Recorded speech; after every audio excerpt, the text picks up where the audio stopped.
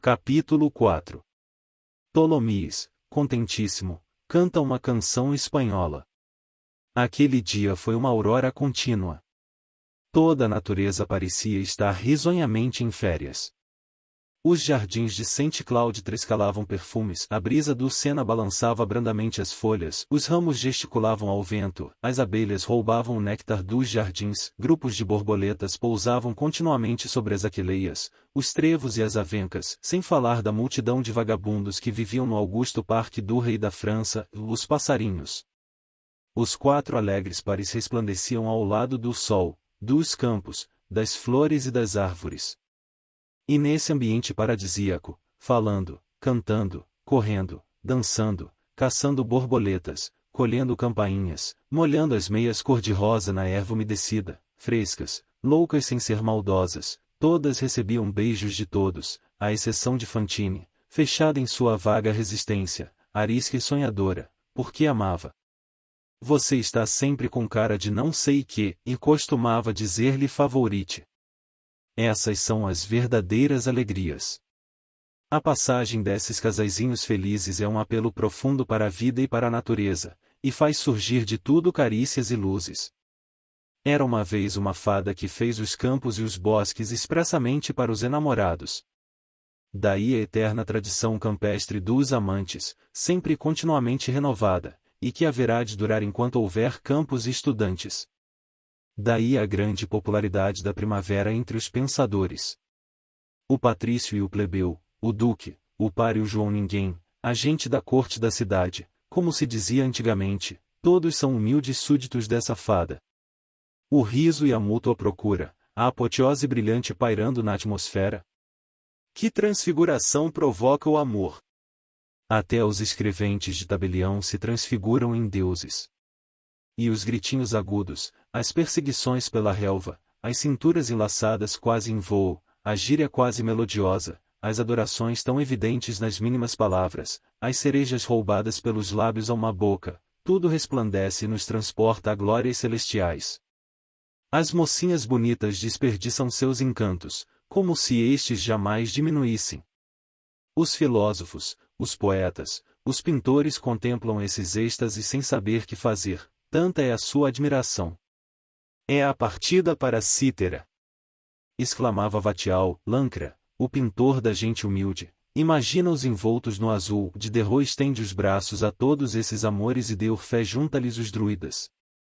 Depois do almoço, os 4 pares foram ver no canteiro do rei, como então se chamava, uma planta havia pouco trazida da Índia, de cujo nome não me recordo, e que naqueles dias atraía Paris inteira aos bosques de Saint-Cloud. Era um arbusto bizarro e belíssimo, alto, de inúmeros ramos finos espalhados, como uma cabeleira desgrenhada coberta de 1 milhão de pequeninas rosas brancas. Sempre havia um grupo de pessoas para admirá-lo. Em seguida, Tholomyès disse, vamos voltar a cavalo. Alugaram jumentos e voltaram pelo caminho de Vanves e Isse, onde se deu algo interessante. O parque, propriedade nacional, administrado então por Bourguin, estava completamente aberto. Entraram, visitaram a gruta do Anacoreta Autômato, experimentaram os efeitos misteriosos da famosa Galeria dos Espelhos, armadilha digna de um sátiro endinheirado ou de Turcara metamorfoseado em Príapo, divertiram-se bastante no grande balanço preso aos 2 castanheiros celebrados pelo padre Bernis. Enquanto uma após outra aí se balançavam, entre risos incontidos, as saias levantadas pelo vento, o que daria que fazer a Greuze, o tuluzense Tholomyès, um pouco espanhol, pois Toulouse é sobrinha de Tolosa, cantava numa melancólica melodia a velha canção galega, provavelmente inspirada no espetáculo de alguma rapariga voando entre 2 árvores copadas, em sói de Badajoz. Amor me lama. Toda mi alma é em miojos, porque encenas a tus piernas. A única que não quis balançar-se foi Fantine. Não gosto nada de quem faz assim, e resmungou, angada, Favourite.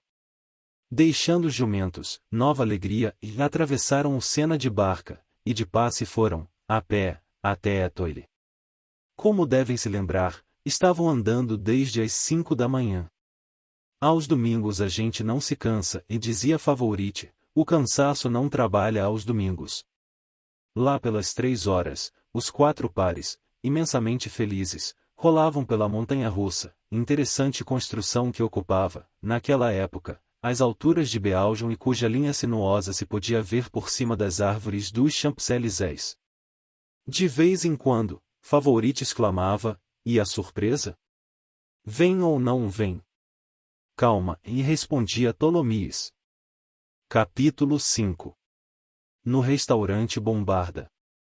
Depois da montanha-russa, pensaram em jantar. O alegre grupo, já um tanto cansado, chegará ao Bombarda, sucursal, nos Champs-Élysées, do famoso restaurante Bombarda, cujas insígnias se viam, então, na rua de Rivoli, ao lado da Travessa Delorme. Uma grande sala, nada bonita, com alcova e leitos ao fundo, como era domingo, os fregueses sendo muito numerosos, tiveram de se contentar com aquele cubículo, 2 janelas de onde se podiam contemplar, através dos olmos, o cais e o rio. Magnífica luz de agosto fendia a vidraça, 2 mesas, numa das quais uma confusão de buquês e chapéus de homens e mulheres, na outra, os 4 casais, acomodados ao redor de uma grande variedade de pratos, talheres, copos, garrafas e canjirões de vinho e cerveja, pouca ordem sobre a mesa e alguma desordem debaixo. E os faisaient sous la table un bruit, um tric-trac de pieds épouvantables, diz Molière. Eis aonde chegará, pelas 4 horas da tarde, o namoro começado às 5 da manhã. O sol já se escondia e o apetite se acalmara. Os Champs-Élysées, cheios de sol e de gente, eram só luzes e poeira, 2 ingredientes indispensáveis à glória. Os cavalos de Marly, mármores relinchantes, empinavam-se numa nuvem de ouro. Carruagens iam e vinham, um magnífico esquadrão da guarda, empunhando clarins, descia a Avenida Neuilly, a bandeira branca, levemente rosada à luz do sol poente, flutuava na cúpula das Tuileries. A Place de la Concorde, novamente denominada Praça Luís XV, regurgitava de gente alegre. Muitos levavam uma flor de lis de prata pregada a uma fita branca que, ainda em 1817, se vendia pelas lojas. Aqui e ali, no meio dos transeuntes que formavam círculos e aplaudiam, rodas de meninas cantavam uma canção monarquista, então em voga, destinada a combater os 100 dias, cujo estribilho era assim: Rendez-nous notre père de Gand, rendez-nous notre père. Grande número de pessoas dos arrabaldes, com suas roupas domingueiras, muitas até enfeitadas de flores de lis, como faziam os burgueses espalhados pelo grande canteiro e pelo canteiro de Marigny, jogavam argolinhas e volteavam montados nos cavalinhos de pau, outros bebiam, outros, ainda, aprendizes de tipógrafos, usavam bonés de papel. Sua alegria era visível e tudo parecia sorrir. Era um tempo de paz incontestável e de profunda segurança monárquica, época em que um relatório íntimo e especial do chefe de polícia, Angles, dirigido ao rei, a respeito dos bairros de Paris, terminava com estas linhas: pensando bem, Majestade, nada se deve temer dessa gente. São apáticos e indolentes como gatos. As classes humildes das províncias são inquietas, mas as de Paris não o são. São homens de baixa estatura e seriam necessários 2 deles para fazer um de vossos granadeiros. Não há o que temer da parte da plebe parisiense. Deve-se notar ainda que seu tamanho diminuiu muito nestes 50 anos, e o povo dos bairros de Paris ficou mais baixo que antes da Revolução. Não é absolutamente perigoso. Em suma, é uma boa canalha. Os prefeitos e a polícia não pensavam ser possível que um gato se transformasse em leão, contudo, esse foi o milagre do povo de Paris.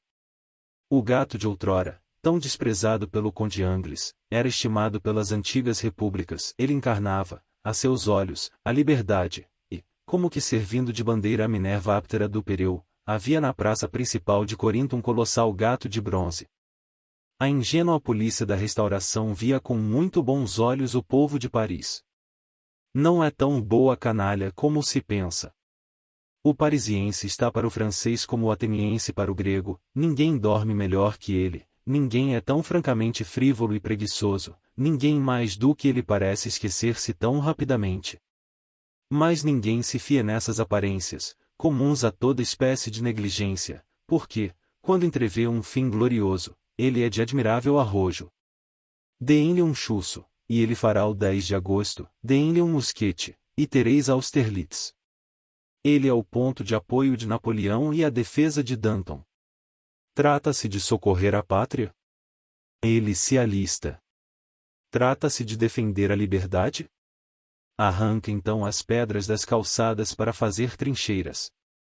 Cuidado! Seus cabelos cheios de cólera tornam-se épicos, sua camisa transforma-se em clâmide. Acautelai-vos, que na primeira rua egreneta que aparecer, levantarão forças.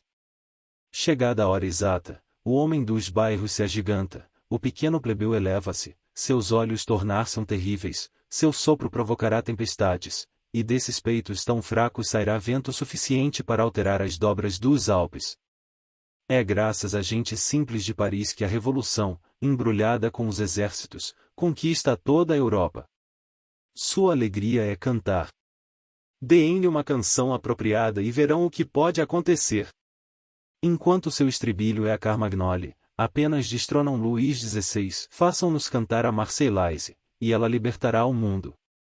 Depois dessas considerações à margem do relatório de Angles, voltemos aos nossos casais.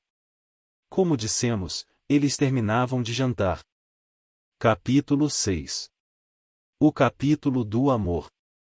Colóquios de mesa e colóquios de amor, uns como os outros, quiméricos. Os colóquios de amor são nuvens, os de mesa, simples fumo. Fameuil e Dalia cantarolavam, Tholomyès bebia, Daphne ria, Fantine sorria, Listolier tocava uma corneta de madeira, comprada em Saint-Cloud. Favourite olhava Blachevelle ternamente e dizia, e Blachevelle, eu te adoro. Isso provocou uma pergunta de Blachevelle. Que farias, Favourite, se eu não te quisesse mais? Eu! Exclamou Favourite. Ora! Não digas isso nem por brincadeira. Se deixasses de me amar, eu pularia em cima de ti, te agarraria, te arranharia, te jogaria à água e te mandaria prender. Blachevelle sorriu com a fatuidade voluptuosa de um homem lisonjeado em seu amor próprio. Favourite replicou, não tenhas dúvidas de que eu chamaria a polícia. Ah! Pensas que eu iria ficar quietinha? Canalha! Blachevelle, extasiado, recostou-se à cadeira e fechou orgulhosamente os olhos. Dalia, sem parar de comer, disse baixinho a Favourite no meio de toda aquela confusão, e então, você morre de amores pelo seu Blachevelle? Eu o detesto, e respondeu Favourite no mesmo tom, tornando a pegar o garfo. Ele é avarento. Eu gosto é do pequeno que mora em frente à minha casa. Que moço bonito! Você o conhece? Parece-me que é artista. Ai! Como eu gosto de artistas! Logo que ele chega em casa, a mãe diz assim, ah! Meu Deus! Acabou-se o sossego. Já vai começar a gritar. Mas, meu filho, você me arrebenta a cabeça. Pois ele costuma andar pela casa toda, das águas furtadas ao sótão, e canta e declama, que sei eu. Lá de baixo não se ouve nada. Já está ganhando 20 soldos por dia com um advogado para escrever bobagens. É filho de um antigo chantre de Saint-Jacques du Haut-Pas. Está muito bem de vida. Gosta tanto de mim que um dia em que me viu preparando massa de bolinhos, me disse, e faça sonhos de suas luvas que eu os comerei do mesmo modo. Não há como os artistas para dizer essas coisas. Ah! Ele tem futuro. Quase que fico louquinha por esse menino. Não faz mal, enquanto isso, vou dizendo a Blachevelle que o adoro. Como sou mentirosa! Hein? Como sou mentirosa! Favourite fez uma pausa e continuou, Dalia, você está vendo como estou triste. Durante todo o verão só fez chover, o vento me irrita e não para de soprar, Blachevelle é um sovina, com muito custo a gente encontra ervilha no mercado, não se sabe o que comer, sinto spleen, como dizem os ingleses, a manteiga está tão cara. E ainda por cima, isso eu não tolero, estamos comendo num quarto de dormir, isso tudo me torna a vida insuportável. Capítulo 7. Sabedoria de Tholomyès. Enquanto alguns cantavam, os outros conversavam alvoroçadamente, era uma confusão completa. Tolomís interveio: vamos parar de falar assim, ao acaso, apressadamente. Se queremos ser deslumbrantes, vamos pensar um pouco. Muita improvisação esvazia bestamente o espírito. Cerveja que corre não cria musgo. Senhores, nada de pressa. Vamos dar um pouco de majestade a esta comilança, comamos lentamente, apressemo-nos devagar. Calma, senhores. Olhem a primavera, se chegar antes da hora, está perdida, pois o frio a matará. O excesso de zelo põe a perder os pessegueiros e os damasqueiros. O excesso de zelo tira toda a graça dos bons jantares. Nada de afobação, senhores. Grimo de La Reynière é da mesma opinião que Taleira. O grupo não deixou de protestar. Tholomyès, deixe-nos em paz, disse Blachevelle. Abaixo o tirano! Exclamou Fameuil. Bombarda, bombance e bomboche! Gritou o Listolier. O domingo foi feito para a gente se divertir, e replicou Fameuil. Estamos sóbrios, acrescentou o Listolier. Tholomyès, disse Blachevelle, veja só a minha calma. Mas você é o próprio Marquês de Montcalm. Esse medíocre jogo de palavras fez o efeito de uma pedra lançada a um charco. O Marquês de Montcalm era então um realista famoso. Todas as rãs se calaram. Amigos, exclamou Tholomyès, com a eloquência de quem retoma o poder, acalmem-se. Não é preciso muita bulha para colher esse trocadilho caído do céu.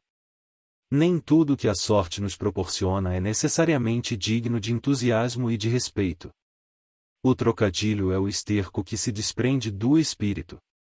Cai aonde cair a momice, e o espírito, após desfazer-se de uma bobagem, se perde novamente no éter. A mancha esbranquiçada que se arrebenta de encontro ao rochedo não impede o condor de voar. Longe de mim qualquer insulto ao trocadilho. Honro-o na proporção de seus méritos, nada mais. Tudo que há de mais augusto, de mais sublime e de mais encantador na humanidade, talvez até além da humanidade, é feito com jogos de palavras. Jesus Cristo fez um trocadilho sobre São Pedro, Moisés, sobre Isaque, Ésquilo, sobre Polínice, Cleópatra, sobre Otávio. Notai que o trocadilho de Cleópatra precedeu a batalha de Actium, e que, sem ele, ninguém mais se lembraria da cidade de Torine, palavra grega que significa a concha. Isso posto, volto à minha exortação. Meus irmãos, repito, e nada de animosidades, nada de excessos, portanto, nos xistes, muita alegria, espalhafato e calemburgos. Ouçam-me, que tenho a prudência de Anfiaraus e a calvície de César. É preciso um limite para os trocadilhos. Este modus in rebus. É preciso um limite para os jantares. Vocês, minhas meninas, adoram torta de frutas, não abusem. É indispensável bom senso e arte, mesmo em se tratando de tortas. A glutoneria castiga o guloso. Gula puni gulax. A indigestão está encarregada por Deus de pregar moral ao estômago. E, guardem o que eu vou dizer, cada uma de nossas paixões, mesmo o amor, tem um estômago que não se deve empanturrar. Em tudo é necessário escrever a tempo a palavra finis, quando, então, há urgência, é indispensável trancar o apetite, encarcerar a fantasia e pôr-se cada um num cárcere. Sábio é aquele que é capaz de trancafiar-se no momento preciso. Podem confiar em mim, pois, pelo que dizem meus exames, já estudei um pouco de direito, e sei a diferença que existe entre uma questão encerrada e uma questão pendente. Já defendi uma tese em latim, sobre a maneira por que era aplicada a tortura em Roma, no tempo em que Munatius Demens era questor do parricida, pois, pelo que me parece, vou me doutorar e nem por isso se conclui que eu precise ser completamente imbecil. Recomendo-lhes moderação nos desejos. Isso é tão verdade como me chamo Félix Tholomyès. Feliz de quem, no tempo exato, toma uma resolução heroica e abdica, como fizeram Sila e Orígenes. Favorite ouvia-o com profunda atenção e Félix. Disse ela, que nome mais lindo! Gosto tanto dele. É latim. Quer dizer próspero. Tolomís prosseguiu, Quirites, gentlemen, cavalheiros, meus amigos. Querem ficar completamente isentos de apetites, querem abster-se do leito nupcial e enfrentar o amor? Nada mais simples. Eis a receita: limonada, muito exercício e trabalhos forçados, matem-se, carreguem pedras, não descansem, vigiem continuamente, deliciem-se com salitre e tisanas de nenúfares, saboreiem emulsões de papoulas e agnos castus, acrescentem a tudo isso uma dieta severa até desmaiar de fome, banhos frios, e mais ainda cintos de ervas, aplicações de chapa de chumbo, loções com licor de Saturno e fricções com água e vinagre. Prefiro uma mulher, e disse Listolier. A mulher. Continuou Tolomís, desconfiem dela. Desgraçado de quem se abandona a um coração volúvel de mulher. A mulher é pérfida e inconstante. Detesta a serpente por ciúme de profissão. A serpente é a maior concorrente ao seu comércio. Tolomís, gritou Blachevelle, mas você está bêbado. Protesto. Respondeu Tolomís. Então, fale alguma coisa alegre, e retrucou Blachevelle. Está bem, e respondeu Tolomís. E, enchendo novamente o copo, levantou-se, em glória ao vinho. Nunc baixe, canão. Perdão, senhoritas, isso é espanhol. E a prova, senoras, ei-la aqui, tal povo, tais barris. A arroba de Castela contém 16 litros, o cântaro de Alicante, 12, o almude das Canárias, 25, o quartim das Baleares, 26, e as botas do Czar Pedro, 30. Viva o grande czar e sua bota, maior ainda que ele. Minhas senhoras, um conselho de amigo, iludam-se com seus coleguinhas se isso lhes parece agradável. Amar é o mesmo que iludir-se. Esses namoricos não foram feitos para se agacharem e se embrutecerem como se fossem uma criada inglesa com calos nos joelhos. Não, eles devem ser alegremente inconstantes. Já disseram que errar é próprio do homem, pois eu digo que errar é próprio do amor. Minhas senhoras, amo-as a todas.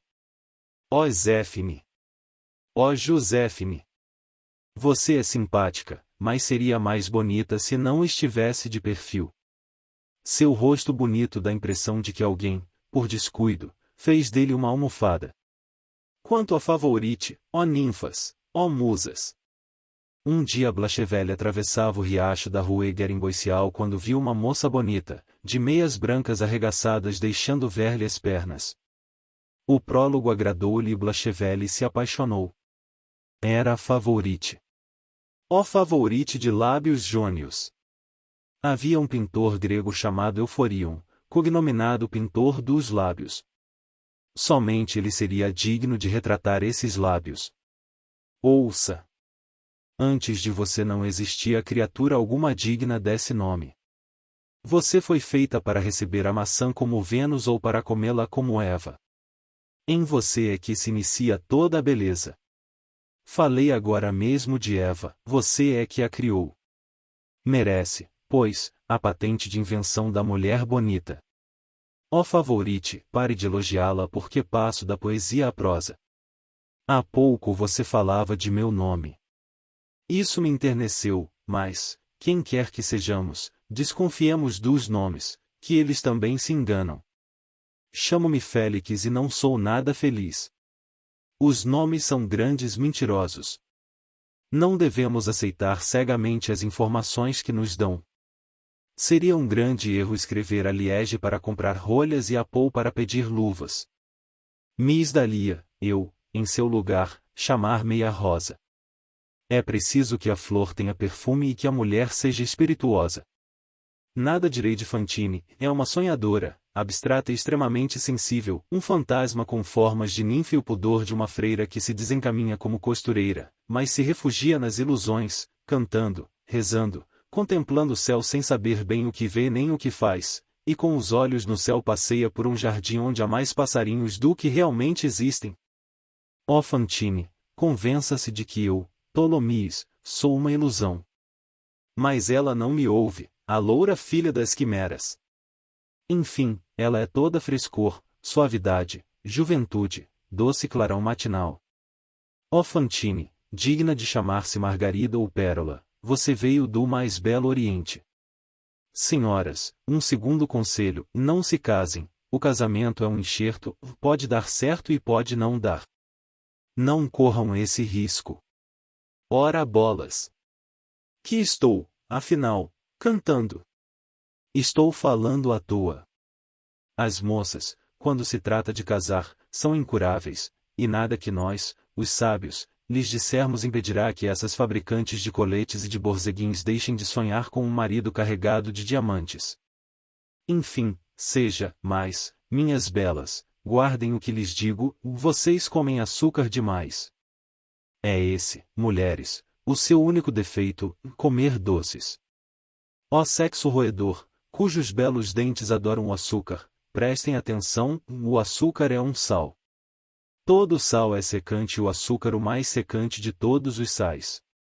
O açúcar absorve os líquidos do sangue, daí a coagulação e, depois, a solidificação, daí a tuberculose nos pulmões, daí a morte. É por isso que a diabetes é quase que o limite da tísica. Deixem de mastigar açúcar e viverão mais tempo. Volto-me agora para os homens, e senhores, conquistem o mais que puderem. Roubem, sem remorsos, as vossas enamoradas. Em questões de amor, não há amigos. Onde houver mulher bonita, haja luta aberta. Não deem quartel, combatam sem piedade. Uma mulher bonita é um casus belli, um flagrante delito. Todas as invasões da história foram determinadas pelas saias. A mulher é o direito do homem. Rômulo roubou as Sabinas, Guilherme, as Saxonicas, César, as Romanas.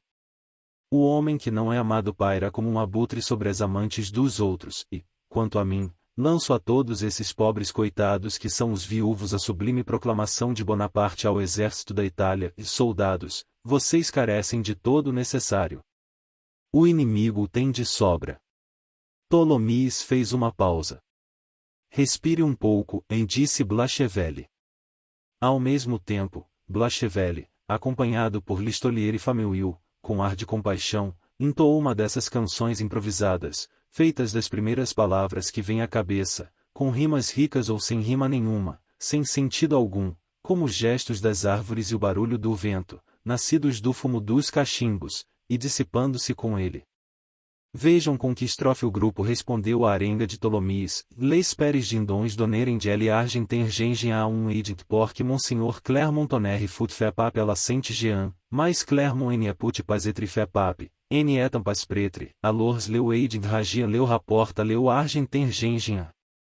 Mas isso não conseguiu acalmar o improviso de Tholomyès, que esvaziou o copo, encheu novamente e recomeçou. Abaixo a sabedoria! Esqueçam tudo o que eu lhes disse. Não vamos ser nem hipócritas, nem prudentes, nem sisudos. Brindo a alegria, sejamos alegres. Completemos nosso curso de direito com loucuras e comidas. Digesto e indigestão. Que Justiniano seja o macho e Ripaille a fêmea. Alegria nas profundezas. O mundo é um diamante enorme. Eu sou feliz. Os pássaros são admiráveis. Que festa universal! O rouxinol é um eleviou grátis. Eu te saúdo, ó verão. Ó Luxemburgo. Ó geórgicas da Rue Madame e da Lady L. Observatoire. Ó soldados sonhadores. Ó empregadas encantadoras que, enquanto cuidam das crianças, se divertem esboçando outras novas. Como me agradariam os pampas das Américas se não houvesse as arcadas de Odéon. Minha alma esvoaça pelas florestas virgens e pelas savanas. Tudo é belo. As moscas zumbem na luz. O sol, com um espirro, criou os colibris. Abraça-me, Fantine. Mas enganou-se, e abraçou Favourite. Capítulo 8. Morre um cavalo. Janta-se melhor no restaurante Edom que no Bombarda, exclamou Zéfine. Prefiro o Bombarda ao Edom, declarou Blachevelle. É mais luxuoso. Mais asiático. Vejam a outra sala como tem espelhos pelas paredes. Eu gostaria que caprichassem na comida, disse Favourite. Blachevelle insistiu, reparem só, as facas do Bombarda têm cabos de prata, no Edom, os cabos são de osso. Ora, a prata é mais preciosa que o osso. Exceto para os que têm o queixo saliente, e observou Tholomyès. Nesse momento, olhou para a cúpula dos Invalides, visível das janelas do Bombarda. Seguiu-se um momento de silêncio. Tholomyès, gritou Fameuil de repente, Listolier e eu tivemos uma discussão. Discutir é boa coisa, respondeu Tholomyès, mas uma brigazinha é muito melhor. Falávamos de filosofia. Vá lá. Quem prefere você, Descartes ou Spinoza? 10 algês, disse Tholomyès. Dada essa resposta, bebeu e continuou, consinto em continuar vivendo. Nem tudo sobre a terra está acabado, pois ainda há gente que discute. Por isso, dou graças aos deuses imortais. Mente-se, mas, em compensação, ri-se. Afirma-se, mas também duvida-se. O silogismo faz surgir coisas inesperadas. E isso é bom. Por aqui ainda há homens que alegremente sabem abrir e fechar a caixinha de surpresas do paradoxo. Senhoras, isso que vocês bebem tão tranquilamente, saibam que é vinho de madeira, da colheita do Curral das Freiras, a 317 toesas acima do nível do mar. Atenção, pois, quando bebem. 317 toesas. E o senhor Bombarda, magnífico hospedeiro, lhes dá essas 317 toesas por 4 francos e 50 cêntimos. Fameuil interrompeu novamente, Tholomyès, mas você tem opiniões que são verdadeiras leis. Quem é o seu autor preferido? Berquin. Não. Choux. E Tholomyès prosseguiu, honra ao Bombarda. Ele facilmente se igualaria a Monofis de Elefanta se me conseguisse uma almeia, e a Tigélio de Queroneia se me trouxesse uma hetaira. Porque, senhoras, tanto no Egito como na Grécia já existiam bombardas. É Apoleio quem nolo diz. Pobres de nós, sempre as mesmas coisas e nada de novo. Nada há de inédito na criação do Senhor. Nil sub sole novum, diz Salomão, amor omnibus ide, escreve Virgílio, e Carabine sobe com Carabim para a galhota de Saint Cloud, como Aspásia embarcava com Péricles na frota de Samos. Ainda uma palavra. Sabem quem era Aspásia, minhas senhoras? Embora tenha vivido em um tempo em que as mulheres não tinham alma, ela era uma alma com cambiantes cor-de-rosa e púrpura, mais abrasada que uma chama, com o frescor da aurora. Aspásia era uma criatura em que se tocavam os dois extremos da mulher, era a libertina divinizada. Sócrates mais Manon Lescaut. Aspásia foi criada para o caso de se precisar de uma prostituta para Prometeu. Tholomyès, uma vez impelido, não pararia tão facilmente se um cavalo não tivesse caído no cais, justo naquele instante. Com o choque, pararam a carroça e o orador. Era uma mula da Beócia, velha, magra, digna do esquartejador, da qual só se aproveitaria, talvez, o couro, estava atrelada a uma carroça muito pesada. Chegando em frente ao Bombarda, o animal, cansado e fraco, não quis ir mais além. O incidente atraiu uma pequena multidão. Apenas o carreteiro, praguejando indignado, teve tempo de pronunciar, com a necessária energia, a palavra sacramental, inútil. Sublinhando-a com uma chicotada, que o fantasma do animal caiu para não mais se levantar. Ao barulho dos transeuntes, os alegres ouvintes de Tholomyès voltaram-se para a rua e Tholomyès aproveitou a ocasião para concluir sua locução por esta estrofe melancólica. Elle etas de se amonde ou colcou ze carroces onde le meme destinir, rosse, elle aveco se é que vivem leis rosses, elle space deum e mantin. Pobre animal! Suspirou Fantine. E dali exclamou, Pronto, e Fantine já se pôs a lastimar pelos animais. Mas como é que se pode ser tão burra? Nesse momento, Favourite, cruzando os braços e levantando a cabeça, encarou Tholomyès e disse resolutamente: Ora! Já me esquecia. E a surpresa? Justamente. Chegou a hora, e respondeu Tholomyès. Senhores, é chegada a hora de surpreender essas damas.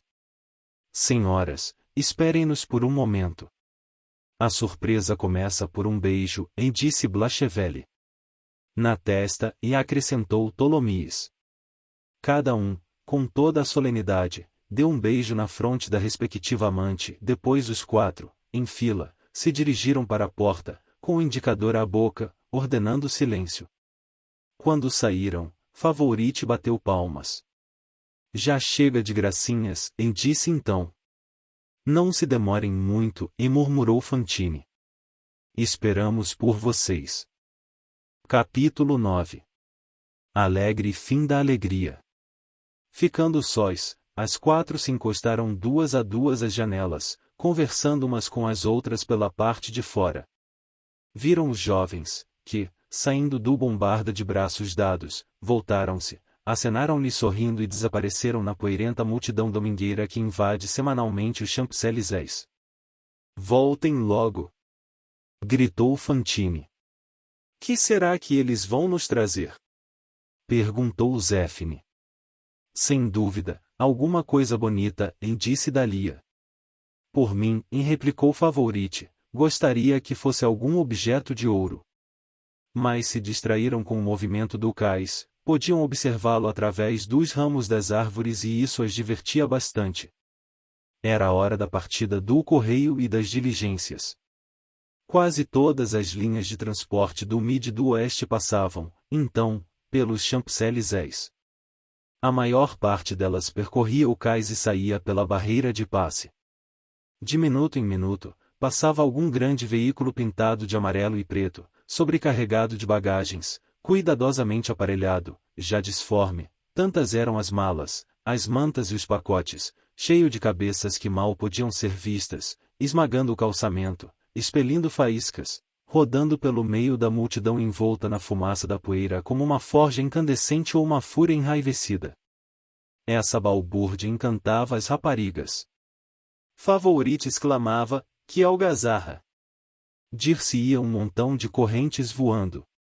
Aconteceu, porém, que uma dessas diligências, que dificilmente se podia distinguir entre a espessa ramagem, parou um momento e depois continuou a correr. Isso deixou Fantine admirada. Interessante! Disse. Eu pensava que as diligências não paravam pela estrada. Favourite levantou os ombros, mas essa Fantine é uma coisa louca. Deve-se admirá-la como raridade. Admira-se das coisas mais simples. Vamos supor, eu sou um viajante de igual cocheiro, vou na frente e o senhor me apanha quando passar pelo cais. O cocheiro passa, me vê, para e eu subo. Isso é tão comum. Você não conhece a vida, minha amiga. Algum tempo se passou. De repente, Favourite fez um movimento de quem acorda.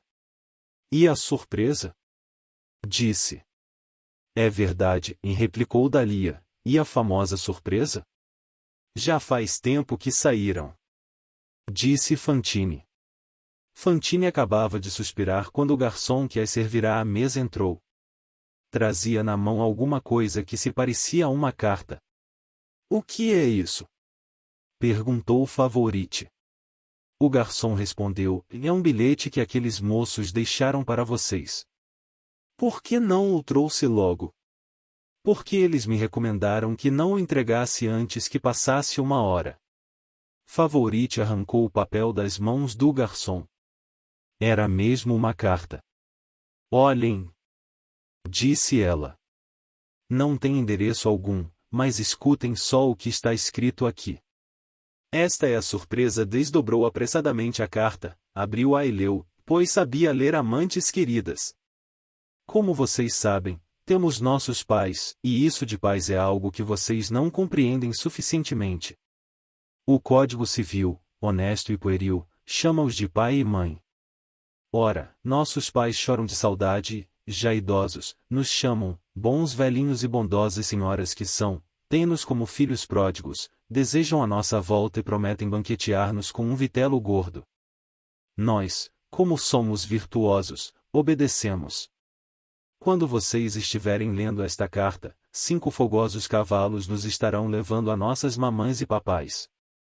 Levantamos acampamento, como diz Bossuet. Fomos embora, partimos. Fugimos nos braços de Lafitte sobre as asas de Cailar. A diligência de Toulouse nos arranca do abismo, e o abismo são vocês, lindas pequenas. Voltamos para a sociedade, o dever e a ordem, a galope, à razão de 3 léguas por hora. É do interesse da pátria que sejamos, como todo mundo, prefeitos, pais de família, guardas campestres e conselheiros do Estado. Respeitem-nos, porque nos sacrificamos. Chorem-nos um pouco e substituam-nos depressa. Se esta carta as magoar, restituam-na. Durante quase 2 anos, fizemo-las felizes. Não guardem rancor para conosco. Assinado, Blachevelle Famille Listolier Félix Tholomyes Postscriptum, o jantar está pago. As 4 raparigas se entreolharam. Favourite foi a primeira a quebrar o silêncio. Vejam só! Exclamou. Que peça nos pregaram! Muito engraçadinhos mesmo, disse Zéphine. Sem dúvida é ideia de Blachevelle, e retrucou Favourite. Isso me faz mais apaixonada. Se ele fosse embora mais depressa, muito antes eu o amaria. Essa é a verdade. Não, disse Dalia, isso é ideia de Tholomyes. Vê-se logo. Nesse caso, continuou Favourite, morte a Blachevelle e viva Tholomyes. Viva Tholomyes! Gritaram Dalia e Zéphine. E gargalharam gostosamente.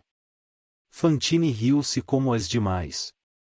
1 hora depois, quando reentrou em seu quarto, pôs-se a chorar. Como já dissemos, esse era o seu primeiro amor, entregou-se a Tholomyes como a um marido, e, coitada, tinha uma filhinha.